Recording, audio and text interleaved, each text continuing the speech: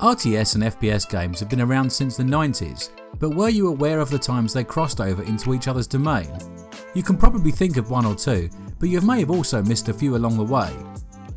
So, drop down an arms lab, secure both naturals and prepare to defend a Skulk Rush, as it's time to peer down the murky halls of history and take a look at games that merged elements of real-time strategy with first-person combat.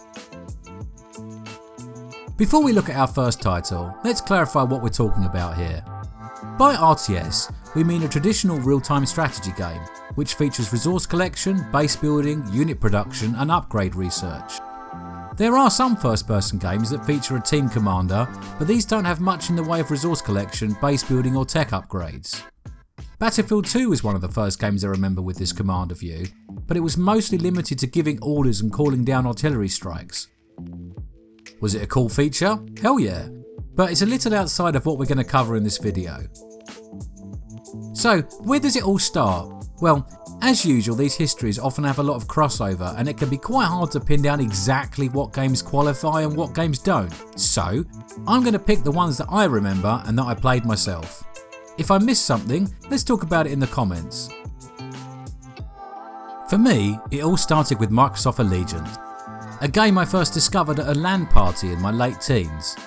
At the time I considered it groundbreaking and had never seen anything like it before. Allegiance pitted two teams against each other in an epic space battle. Each team consisted of upwards of 50 pilots, whose job was to control anything from fighters to capital ships, and a commander who would develop the economy, research upgrades and issue orders to the pilots on their team. The games opened with each team exploring the sector and sending out miners to secure resources, while also trying to put pressure on the enemy mining operations. The commander would then use the resources gathered to build structures which could then be used to research higher tech level ships. Games would consist of both teams attempting to reduce their enemies' economies to space dust, while also building up their own economy, with one team eventually gaining the upper hand and claiming victory. Although Allegiance had pretty good reviews, it was not commercially successful and was mostly enjoyed by a small but very devoted community. Microsoft stopped supporting the game after a few years, but to their credit, they released the source code to the community who kept the game alive, and some still occasionally play it to this day. The next standalone game released in this combination genre was Savage: The Battle for New Earth, which would arrive in 2003. It had a very different setting than that of Allegiance, being a fantasy game of fighters, wizards and monsters. However, it scratched the same itch, pitting two teams of players against each other, with one commander per team and the rest taking the place of the foot soldiers. The commander would get a handful of computer-controlled workers who could mine, repair and build, but would rely on the players following their orders for everything else. Like any good RTS game, the commander would build up the base, expand the economy and research better units and abilities, while their team would harass the enemy and attempt to slow down their progression enough to allow a decisive battle to take place. Savage was quite impressive in its day and really felt quite special. I think one of its big accomplishments was scale. Because of the limitations in technology at the time, many of the games we played tended to max out at around 32 or perhaps 64 players in total. But with the right hardware it was possible to run a game of Savage for 250 people, and that made it feel truly epic. It's also worth mentioning that like Microsoft before them, S2 released the source code to Savage when they discontinued its support, and just like Allegiance, a small but dedicated community continued to operate the game for many years after. I'm not sure how commercially successful Savage was, but the developers must have had some positive indications, as in 2008 they released a follow-up, Savage: A Tortured Soul, or as everyone else called it, Savage 2. The second incarnation of Savage would be a worthy successor to the first, and included all of the core gameplay elements, plus some new additions, such as officers to lead squads to help out the commander with some management. Unfortunately, I don't think it did very well, and it went from a paid product to free-to-play in under a year.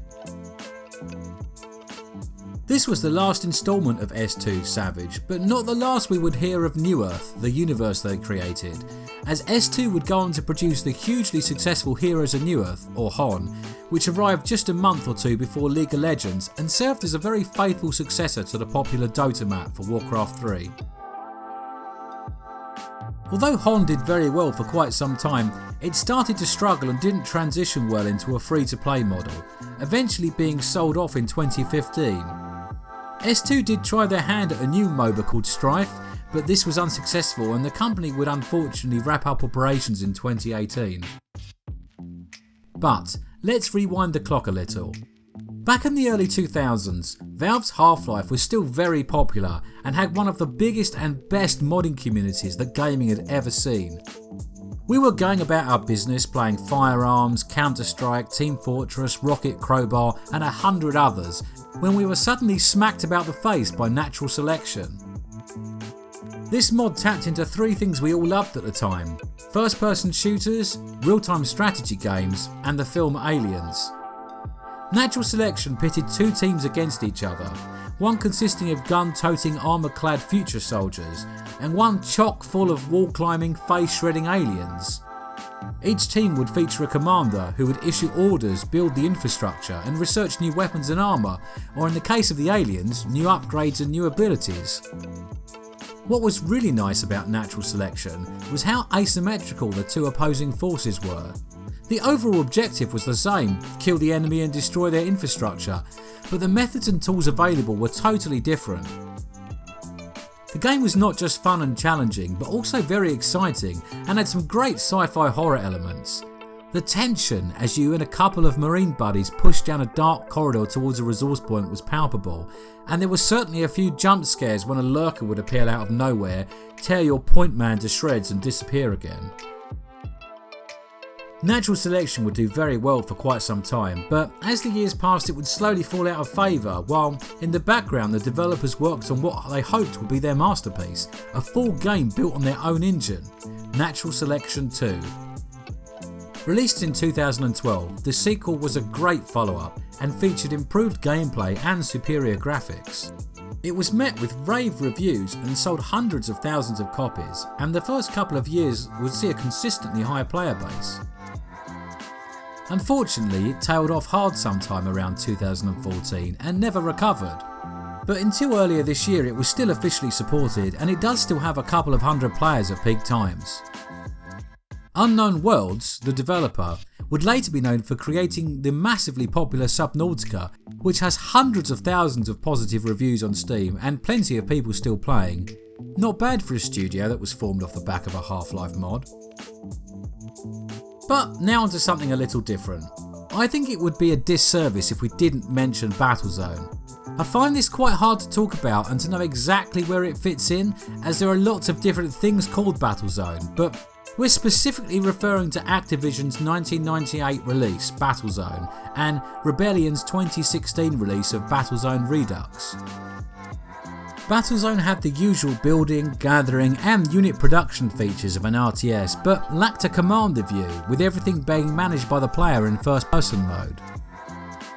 It was really exciting and engaging game, and being able to control both a vehicle and manage the rest of the game's features was certainly a challenge. However, it was never really a fully realised RTS crossover as the other titles we've mentioned. Although this sort of gameplay did feature in one of the modes, I believe. I never got into the multiplayer when I played the original game, and the Redux release passed me by, so I didn't get to experience it there either. I guess this is a similar story as CNC Renegades. It had features of RTS and first person shooters, but not really a full crossover with a dedicated commander view. I think we should also give a quick mention to 2012's Nuclear Dawn, which does appear to have a more fleshed out command interface and strategy elements. But unfortunately, just like Battlezone Redux, this game totally passed me by when it was released, and it would be unfair of me to give any real commentary on it without experiencing it myself.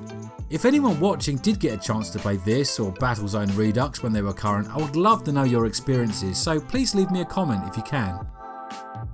So, it's now 2023. Is there anything for fans of this crossover genre? Well, perhaps yes. There is an early access title on the Steam store at the moment called Silica, which looks like it might fit the bill.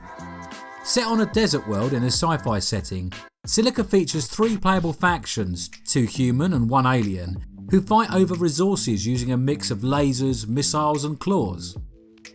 There seems to be several different gameplay modes, and one of them, Strategic Mode, describes the gameplay as 3 factions competing for dominance on a single map while fighting, building and mining. That sounds like an RTS to me. The content I've seen looks quite interesting, but I think it might be a little early in development for me to give it a try just yet, but it's definitely something on my radar and I'll be following the project eagerly. I really hope they lean towards the kind of gameplay that used to be provided by Allegiance, Savage and Natural Selection, as I found all 3 of those games deeply satisfying and I've really missed them. So, I think I'll wrap that up there for today. If you think there is an FPS RTS crossover with a Commander view that I've missed, especially if it's still active, then please let me know as I'll be really interested to investigate. In summary, there might not have been that many FPS RTS crossovers over the last couple of decades, but those we have seen have been generally very good, and it's a style of game that I think really creates some special experiences. As a player, it can be really satisfying carrying out your commander's orders, especially when you exceed their expectations. And as a commander, it can be really fulfilling to watch your team win because of the strategic decisions you've made. Hi, I'm Calivin. I hope you've enjoyed this quick investigation into the mixture of strategy and shooting, and I would love to hear about your own experiences in the comments. If you have a click or 2 left in you, please consider giving me a like and subscribing to for more of me in the future.